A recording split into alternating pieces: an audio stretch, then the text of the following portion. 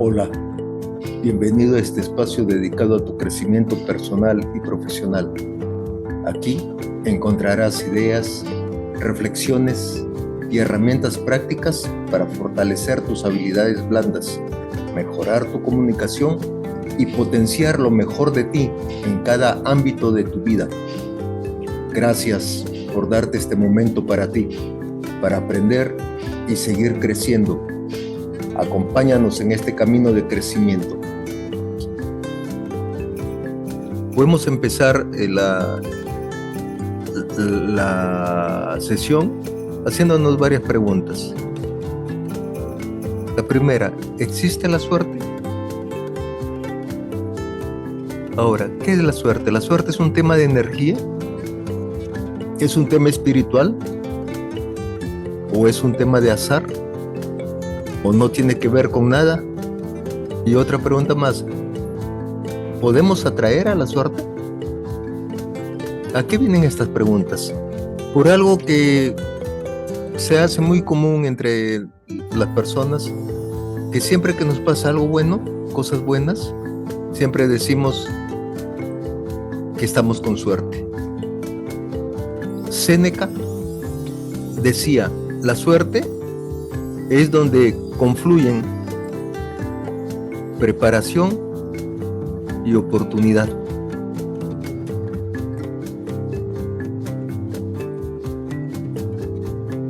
O sea, me formo, aprendo, sé de las cosas y la gente que está formada es capaz de percibir de forma mucho más clara las oportunidades que se le presentan.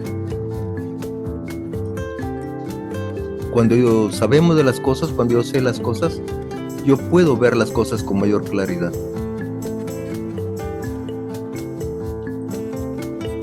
A ver, vamos a cerrar esta ventanita que ha salido acá que no me permite correr la diapositiva. Ya.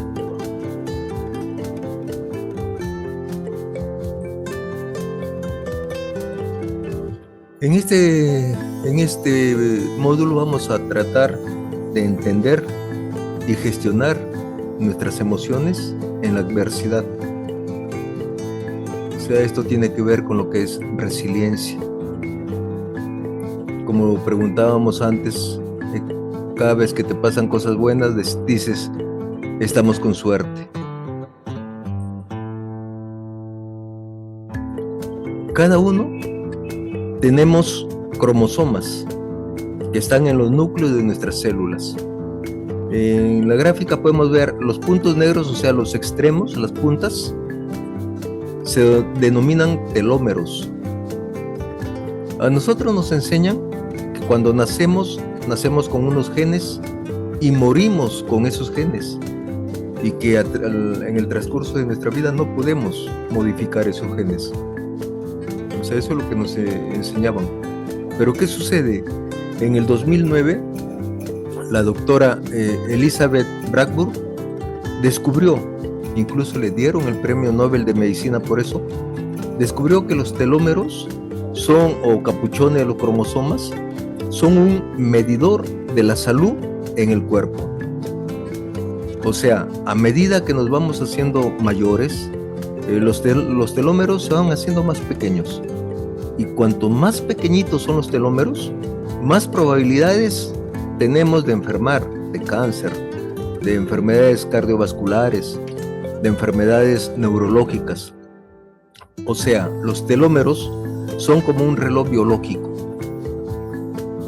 Una persona puede decir que tiene 30 años porque es su edad, pero si se hace una prueba analítica, puede deducir, por intermedio de los telómeros, pueden indicar que tiene 40, o sea que es mayor de lo que aparenta. ¿Por qué? Porque lleva una mala vida.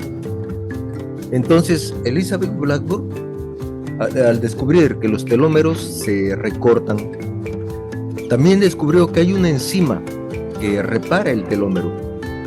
Esa enzima se llama telomerasa y empezó a investigarla.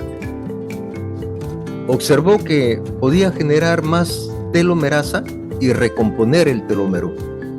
O sea, y cómo la forma en que nosotros nos enfrentamos a la vida tiene mucho que ver con nuestros telómeros. Si tú aprendes a gestionar tus emociones, eres capaz de conseguir alargar tus telómeros. En otras palabras, si tú aprendes a gestionar tus emociones, aprendes a vivir feliz, si cabe la palabra, entonces puedes gozar de buena salud.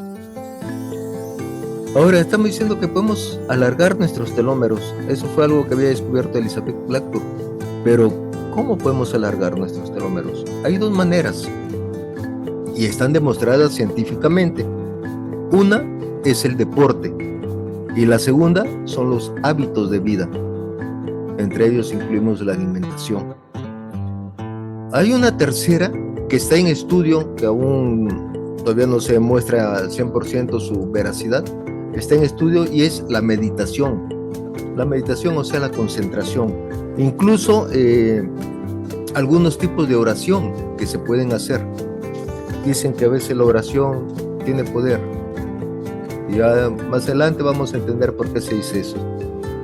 Todos queremos ser felices. Hablar de felicidad es hablar del sentido que le damos a la vida. La felicidad depende del sentido que cada uno de nosotros le damos a nuestra vida. En una sociedad que ha perdido, porque hemos perdido el sentido, la hemos sustituido por los sentidos por sensaciones, entonces sensaciones que no tienen por qué ser malas. Por ejemplo, el alcohol, las drogas, el sexo, la pornografía, las pantallas, cosas de que por sí no son malas, pero como entran por los sentidos, son destructivas.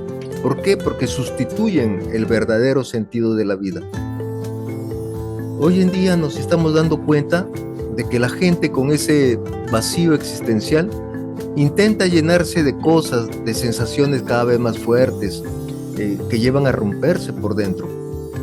En este siglo XXI hay una nueva droga. Es la drogodependencia emocional. O sea, necesitamos, los seres humanos estamos necesitando cada vez más emociones más intensas para activar los circuitos de motivación en los demás y en nosotros mismos. Drogodependencia emocional. Por ejemplo, hoy en día es difícil arrancar la motivación de los alumnos. ¿Por qué? Porque su cerebro se ha acostumbrado a estímulos cada vez más potentes y solo arrancan si recibe ese tipo de emociones o de estímulos. En general, podemos decir que estamos en una sociedad en la que se consume rápidamente sin reflexionar sobre lo que consumimos, ya sea información, ya sea noticias, ya sea comida, no nos enteramos. Cuando hay una noticia terrible, un accidente, por ejemplo, todos estamos pendientes de esa noticia. 1, 2, 3 días más tarde hay otra noticia y seguimos pendientes de la otra noticia y así va sucediendo.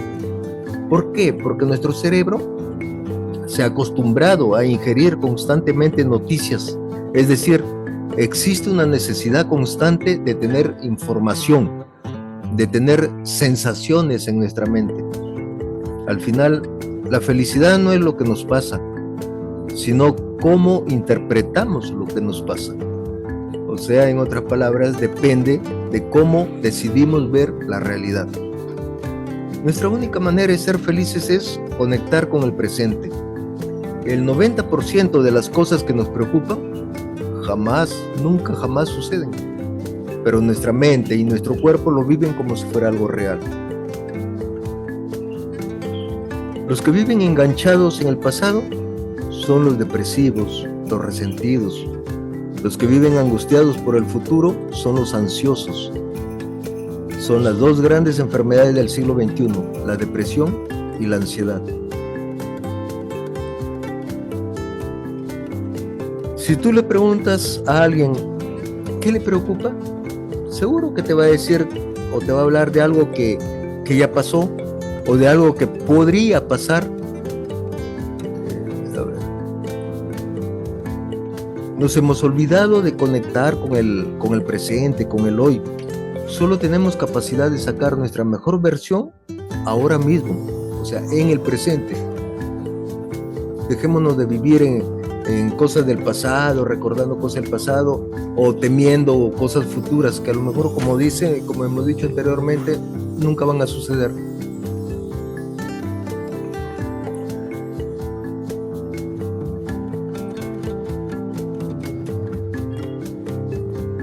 Si ahora mismo sonaran las alarmas, o sea, empezaran a sonar por todas partes, lo que haríamos nosotros, todos nosotros, sería empezarnos a agobiar, nos levantaríamos intentando salir por alguna puerta.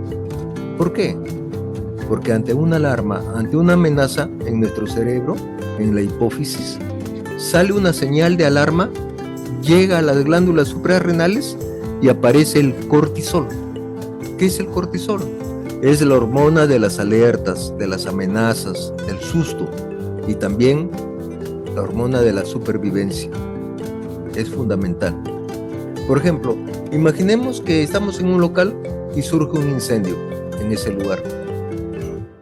Aparece el cortisol, el cual es clave para levantarnos ahí, salir corriendo, llegar a la puerta con esa típica sensación de susto. Ese pico de cortisol tarda varias horas en volver a su estado original. Analicemos qué ha hecho ese pico de cortisol en nuestro cuerpo. Lo primero que hace, lleva sangre a los músculos, se dilatan las pupilas, se empieza con taquicardias para que la sangre bombee a todo el cuerpo.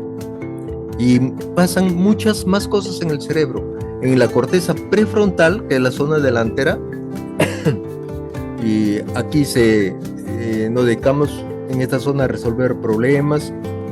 ¿Qué sucede? Sube el flujo de sangre momentáneamente para incitarme a que yo vaya a la salida y no me bloquee.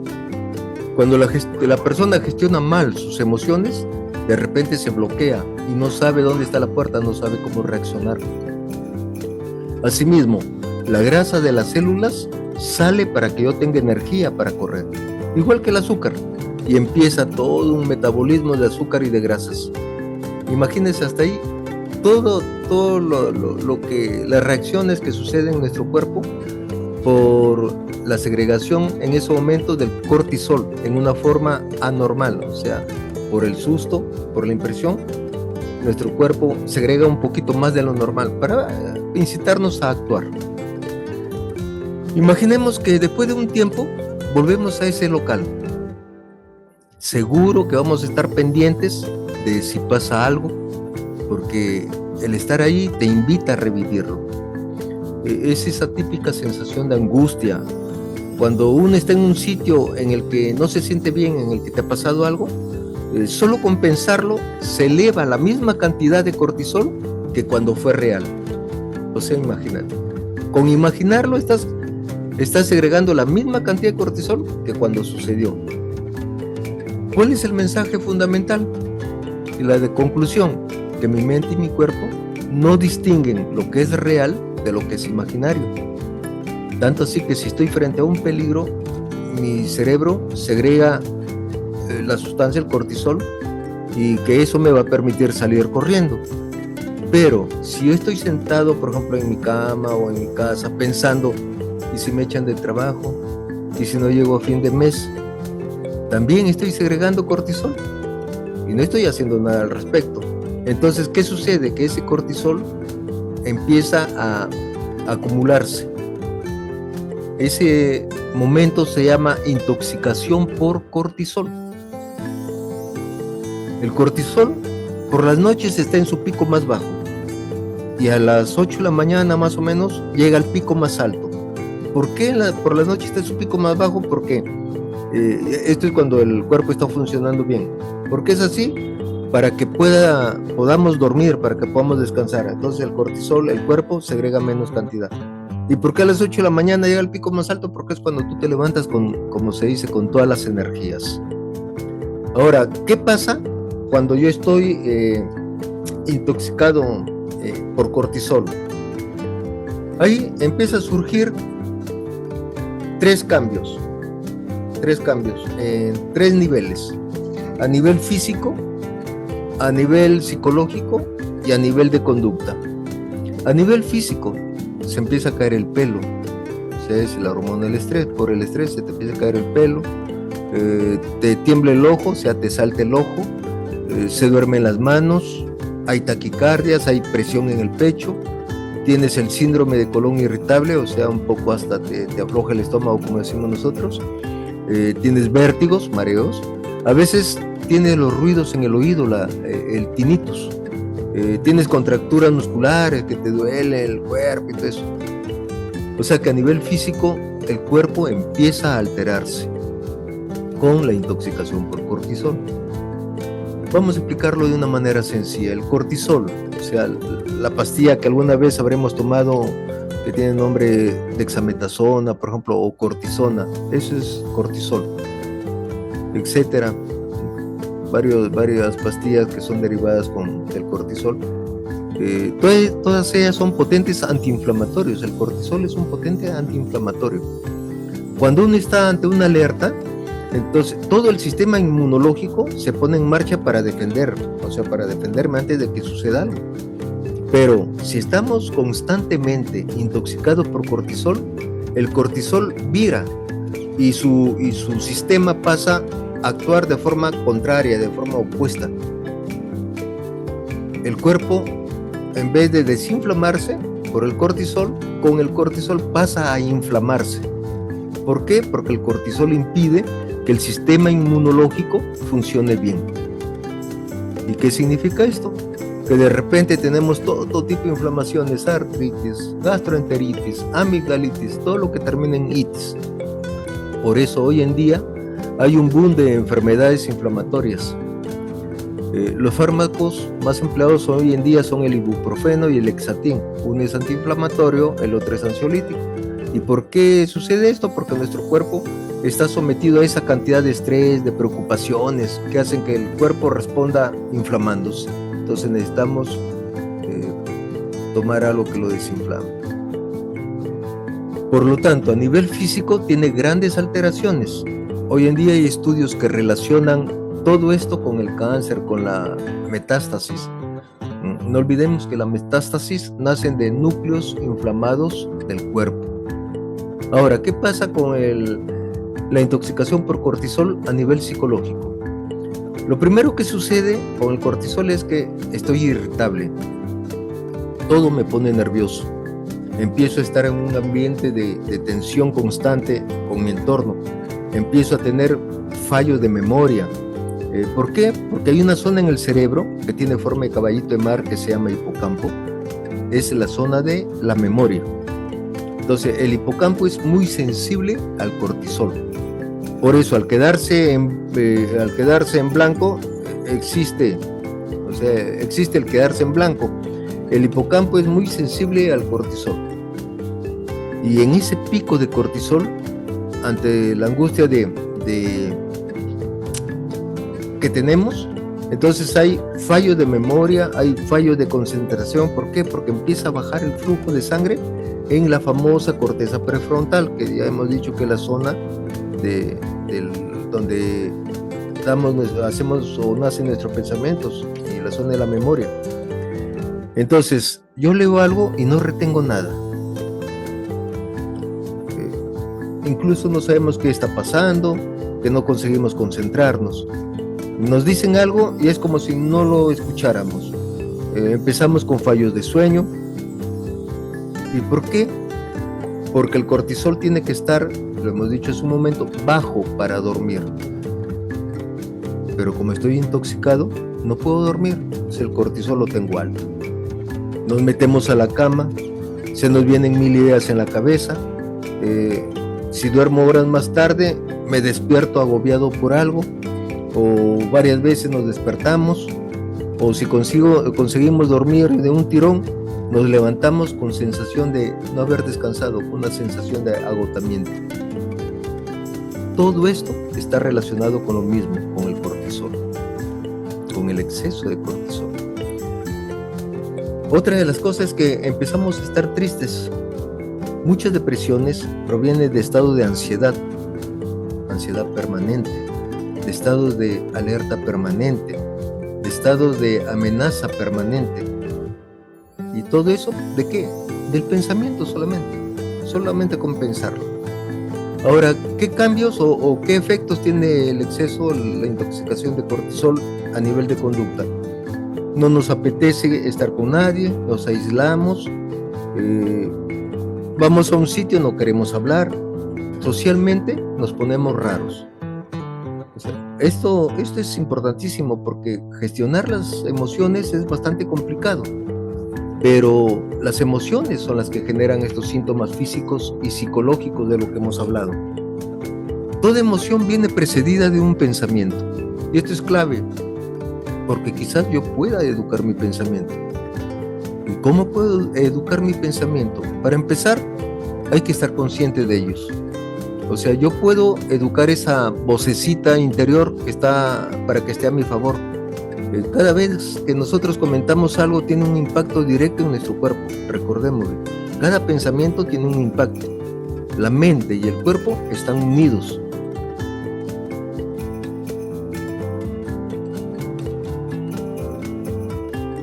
Si nosotros decimos que la felicidad no es lo que nos pasa, sino cómo interpretamos lo que nos pasa, ¿de qué depende esa interpretación de la realidad? A ver, veamos la imagen para más o menos entender. Llega una información del exterior. Yo la interpreto. Por ejemplo, se pone a llover y uno dice, si está de buen humor, qué bien está que llueve, qué bonito. Otro día llueve y estamos de mal humor o obtenemos algo y nos incomodamos por la lluvia. O sea, cada uno interpreta la misma realidad de diferentes maneras según 3 factores. La interpretación activa el modo de crecimiento y el modo de protección.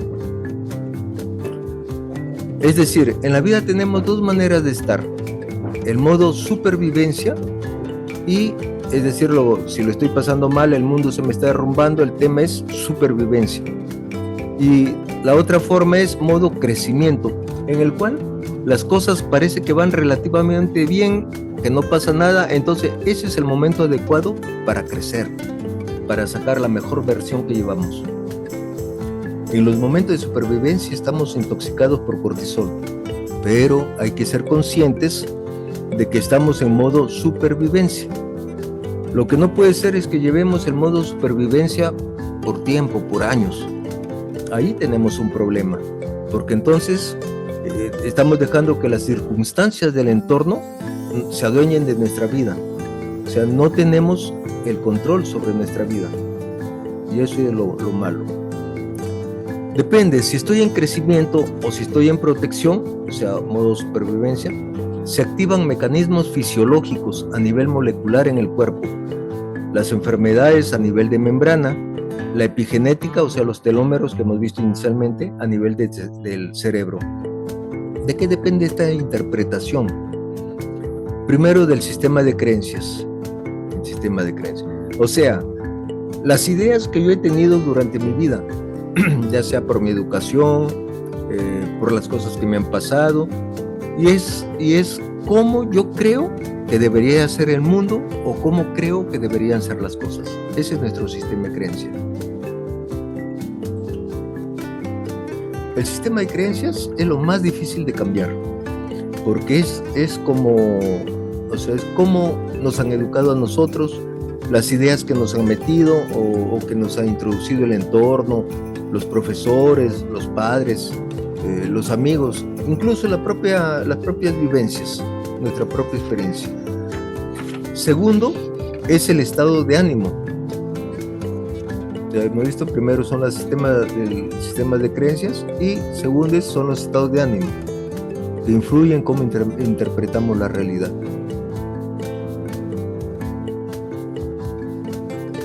¿De qué depende el estado de ánimo? El estado de ánimo depende del sueño, primero del sueño. O sea, una persona que no duerme tiene alterado su estado de ánimo. Y no solo el estado de ánimo, tiene todo su organismo alterado. Por eso cuando nosotros tenemos una consulta, médica, ¿qué es lo primero que nos preguntan? Si es que dormimos bien. ¿Y por qué? Porque una persona que no duerme bien tiene toda su vida alterada. Aparte de que su organismo está segregando de forma inadecuada las cosas. Dormir poco origina fallos muy severos de memoria, fallos muy severos en la eficacia, en la eficiencia. ¿Y por qué? Por los problemas que nos ocasiona el no dormir. Es por esa razón que debemos volver a buenos hábitos para que nuestro cerebro y nuestro organismo funcionen bien. Segundo factor del estado de ánimo, las drogas. No responde bien el mouse. Aquí está, las drogas. Las drogas son disruptores brutales del estado de ánimo. Alteran toda la percepción de la realidad. ¿Por qué? Porque actúan en las zonas del cerebro que nos permiten ser gente creativa, que nos permite ser gente con ideas claras. O sea, lo impide, ¿por qué? Porque justo la droga va a la zona donde uno deja de ver las cosas como son. Por ejemplo, el alcohol.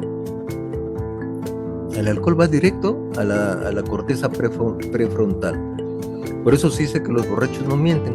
¿Por qué? Porque cuando uno dice una mentira, esa mentira nace o sale de la corteza prefrontal. Pero cuando toma alcohol, esa zona llena de alcohol, entonces es imposible que surja una mentira, es posible decir una mentira. Por eso se dice que los borrachos no mienten.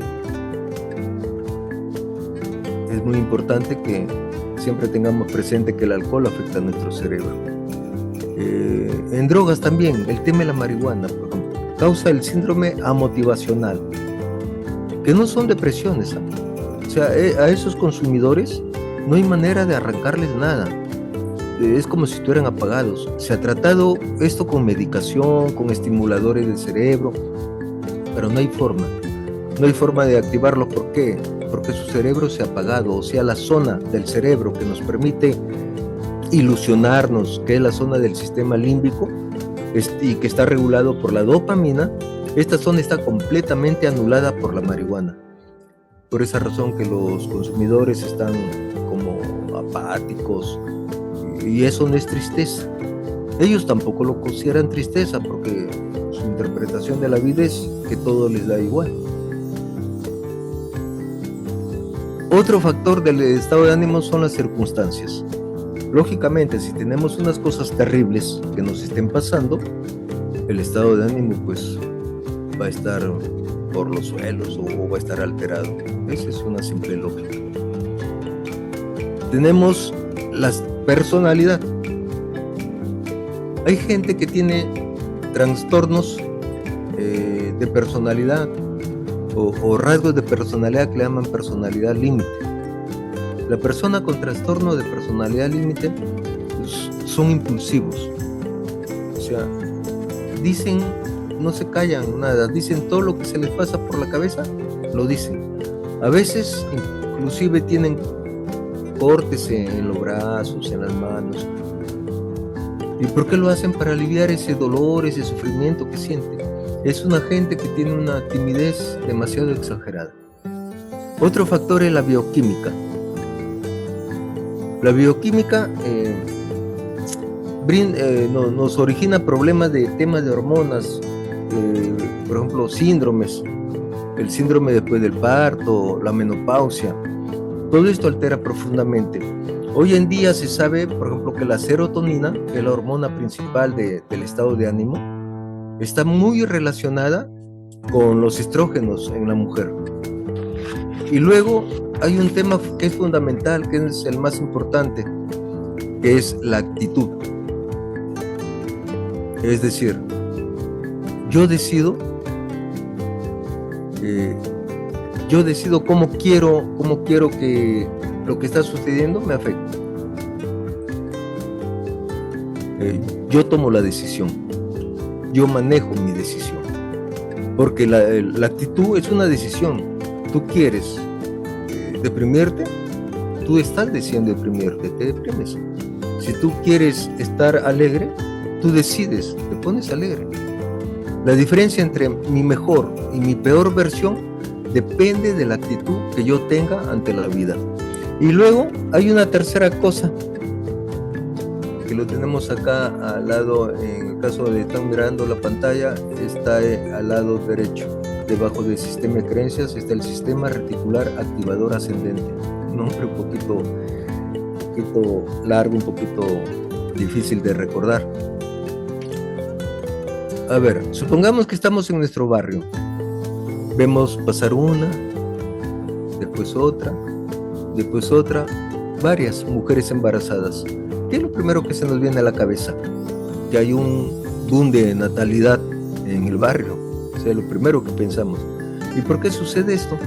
Porque nuestro cerebro recibe constantemente varios millones de bits de información por los sentidos. Oídos, vista, olfato. Entonces, no se queda con toda esa información, solo se queda con lo que le interesa. ¿A quién? A su corazón, a su alma, a sus intereses, a sus ilusiones, lo que él cree que le pueda convenir. Solamente eso lo deja, el resto lo ignora, lo pasa. Por eso se dice que lo que el corazón desea de verdad, la mente se lo acaba mostrando. Es por esa razón esa frase. Cuando uno quiere algo, la mente se lo muestra. No sabemos cómo, porque hay una parte que es el subconsciente, pero nosotros recibimos tanta información que solo nos vamos quedando con lo que más nos puede interesar. El sistema reticular, o sea, el sistema reticular activador ascendente, es inconsciente, está ahí detrás, lo tenemos en sentido de por vida, por eso nos pasan cosas. Al 90% de la gente que no le pasan cosas buenas es porque no sabe lo que quiere que le pase y además tiene apagado este sistema. Nos pueden pasar muchas cosas, pero tenemos que activar nuestro sistema reticular activador ascendente. Veamos, ¿quién es el principal inhibidor del sistema reticular activador ascendente? O sea, ¿por qué se puede apagar? ¿O por qué se puede reprimir? Por una razón bastante poderosa, la pantalla. Y eso es el problema. Nos han dejado de pasar cosas buenas porque estamos viviendo una vida virtual. Hemos dejado de vivir la vida real. Porque las cosas que nos llenan son las cosas de la vida real, no desde la vida virtual. Porque la vida virtual está bien, es una gratificación instantánea. Es decir, yo no tengo la felicidad de golpe. Y nosotros, eso es lo malo, que nosotros queremos tener todo inmediatamente.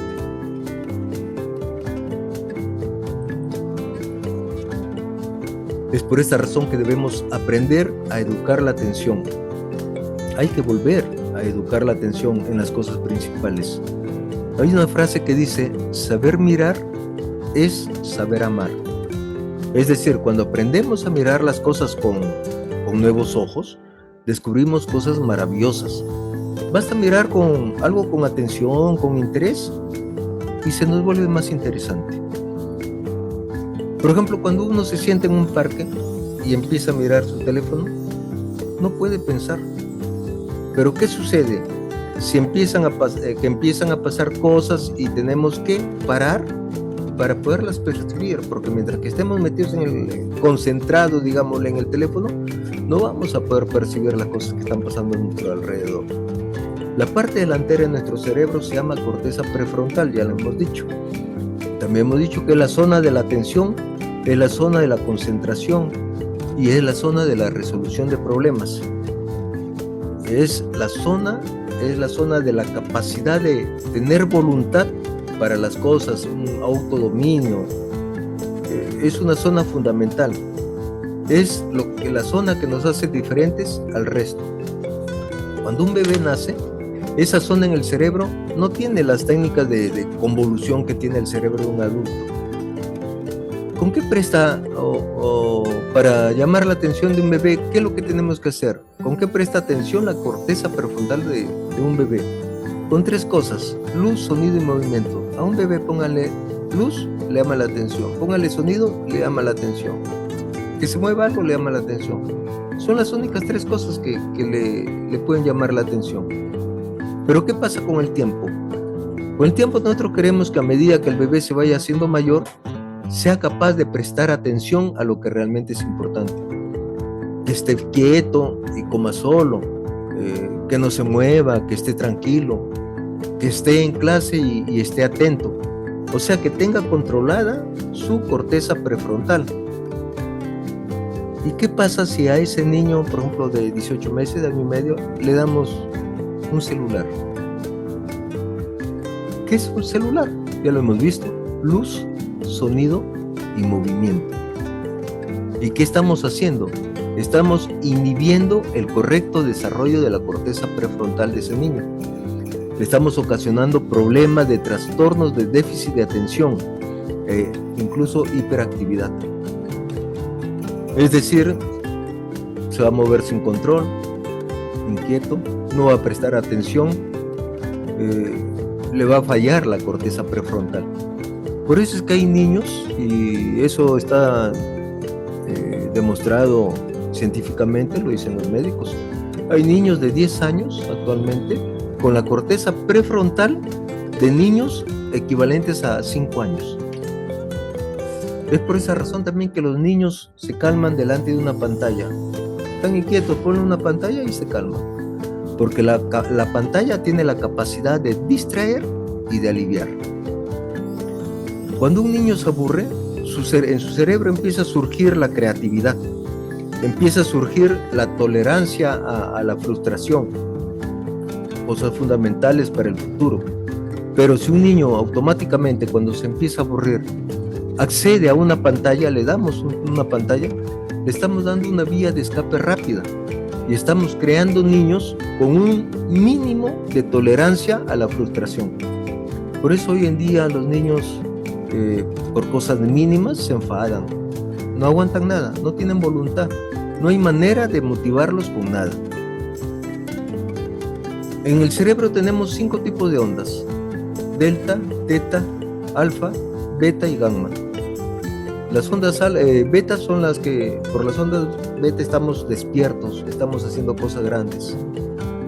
Cuando estamos relajados, soñolientos, antes de meternos en la cama, o cuando nos estamos dando un masaje, cuando estamos delante de la pantalla, nosotros pasamos del ambiente de ondas beta a ondas alfa. Por eso es que cuando salimos de la pantalla, dejamos de ver y queremos volver a intentar concentrarnos, no podemos, nos atontamos.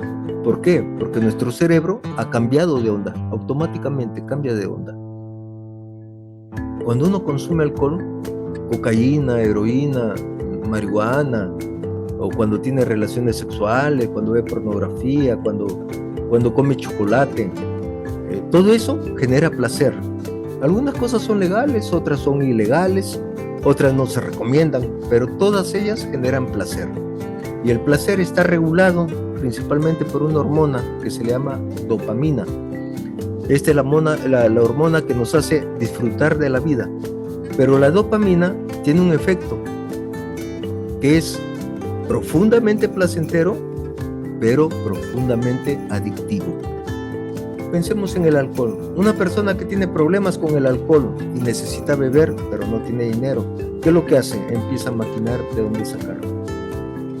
En ese momento empieza a subirle la dopamina cada vez más. Y ese pico de dopamina le causa el síndrome de abstinencia. Su cerebro quiere más. O sea, eso es lo que hace la dopamina. No sé si sabrán, me imagino, que en un evento médico en Filadelfia, hace un tiempo, unos añitos, el cofundador de Facebook reconoció que crearon Facebook para generar adictos. Se descubrieron que los likes eran microespacios de dopamina en el cerebro, los likes.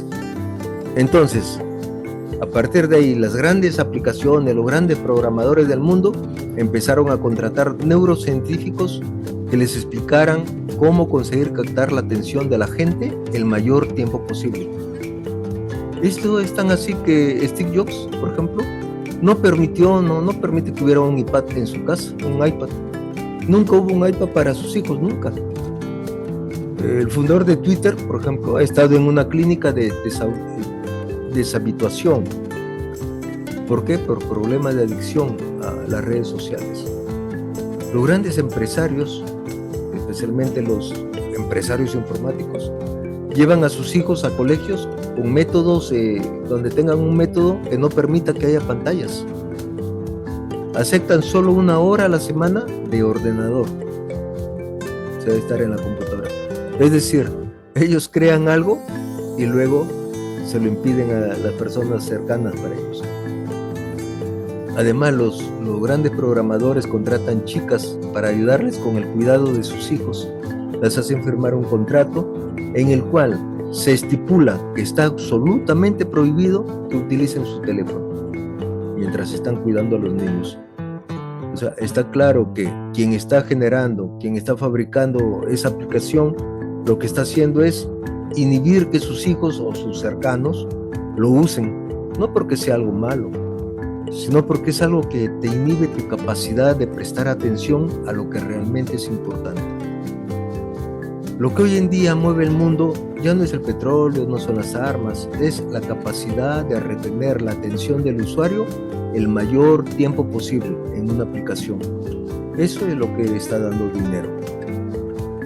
El negocio de la pornografía es un negocio que crece muy rápido. Los productores de esto tienen mucho dinero. Y a pesar que saben que están destruyendo la vida emocional de muchísima gente, ¿cuál es su argumento? Dicen que los demás deben aprender a controlarse y que ellos no van a dejar el negocio. O sea, el tema de las redes, el tema de las tablets, no es un problema porque sean demoníacas o no. El problema es que yo tengo que aprender a prestar atención a lo que realmente es importante. Y esas pantallas, pues, nos evitan hacerlo. A modo breve, las 4 cosas que suben hoy en día más el cortisol, que debemos tratar de evitar, son la cronopatía, que es la enfermedad del tiempo, es la necesidad de hacer las cosas todo el rato, o sea, estar siempre ocupado. Parece mentira, pero hay gente que llega al fin de semana y está deseando que llegue el lunes, así como muchos, como la mayoría, que llegue el viernes y quieren que ya, llega el lunes, martes y quieren que ya sea fin de semana. Pues a la inversa, hay personas que llega el viernes y ya quieren que sea lunes para seguir trabajando. La segunda es la necesidad de controlarlo todo, el control. El cortisol se segrega igual, recuerden, igual cuando me imagino que cuando pasa. O sea, en la realidad o en la imaginación, igual, se segrega igual el cortisol. El tercero es el perfeccionismo. El perfeccionista, por decisión, es el eterno insatisfecho. Nadie está nunca a la altura de lo que él quiere. Siente constantemente un malestar interior. ¿Por qué? Porque no disfrute nada. Hoy en día vemos una sociedad en la que la perfección corporal, la perfección de los hijos, la perfección está generando muchísimos problemas a nivel bioquímico. Y la cuarta es lo que hemos hablado, la era digital. Todas estas 4 cosas son las que hacen que se te dispare el cortisol. Pero también hay ciertas actividades que podemos hacer para disminuir el cortisol, para bajarlo. También la vamos a tocar de forma breve. Lo primero es el ejercicio. Hacer ejercicio elimina cortisol. ¿Por qué? Porque se va por el hígado y se elimina. Por eso hay mucha gente que lo que necesita simplemente es ir al gimnasio y se va a sentir mejor. Los pensamientos positivos. La actitud previa de los pensamientos previos a cualquier circunstancia determina cómo respondemos a ella. Es decir, por ejemplo, si yo tengo una cita de trabajo o romántica o tengo un examen o tengo una reunión importante, pero voy pensando que no sirve para nada o que no va a servir para nada, así va a ser. Hay mucha gente que dice, yo prefiero ir pensando que no voy a sacar nada bueno de eso para que si sucede me sorprendo. No es así. Hoy en día sabemos que existe la neurogénesis, la capacidad de generar nuevas neuronas. pero solo sabemos una manera de conseguirla, solo una. ¿Y cuál es? La alegría y la ilusión. Ramón y Cajal, un premio Nobel de Medicina, decía que todo ser humano, si se lo propone, puede ser escultor de su propio cerebro. Pensamientos positivos, y eso significa educar la voz interior. Que la voz interior no nos haga autoboicot, que sirva para apoyarnos, no para anularnos. Siempre pensamientos positivos. La tercera son las personas tóxicas. ¿En qué aspecto? Todos conocemos gente que con solo pensar en ellas nos hace subir el cortisol, solo con pensar en ellas. Por lo tanto, identifiquémosla y pongámonos un impermeable psicológico con estas personas. Otra actividad es la meditación. Sabemos que la meditación efectivamente baja los marcadores de la enzima de la inflamación. Inclusive la oración sirve igual. Pero debe haber dos componentes: aceptación y abandono. Es decir, si uno medita, si uno se concentra en que los problemas son terribles, sube el cortisol. Pero si adoptamos una actitud de aceptación y abandono, es decir, con respecto a Dios, ya sea judío, ya sea cristiano, se ha visto que todo eso mejora los marcadores de la inflamación. Todas las técnicas de meditación consisten en vaciar los pensamientos para enfocarse en uno mismo. En general, la gente que le está yendo muy mal, no le va a ayudar la meditación. ¿Por qué? Porque frenar y ponerte a pensar, a sacar de tus pensamientos lo que te está oprimiendo, te va a angustiar más, no le va a ayudar. Y la última es el omega 3, que es un potente antiinflamatorio. Todo eso nos ayudan a bajar el cortisol. Termino este módulo con dos ideas. La primera: cuando estemos solos, cuidemos nuestros pensamientos. Cuando estemos acompañados, cuidemos la lengua. Cuando estemos irritados, enfadados, cuidemos nuestro temperamento. Cuando estemos en conflicto con los demás, cuidemos nuestras emociones. Y cuando todo nos vaya bien, cuidemos nuestra vanidad. Y la segunda idea, que tenemos dos maneras de vivir la vida. Una, intoxicados por el cortisol, con telómeros cortos, con nuestro sistema reticular apagado. Y otra, viviendo la vida con felicidad y siendo dueños de nosotros mismos. Gracias por acompañarnos en este video. Esperamos que este contenido te haya aportado algo valioso, te inspire a seguir creciendo día a día y te motive a seguir desarrollando tus habilidades. Te invitamos a explorar los demás videos del canal, donde encontrarás más recursos y consejos para continuar tu crecimiento personal y profesional. Cuídate mucho y nos vemos en el próximo video.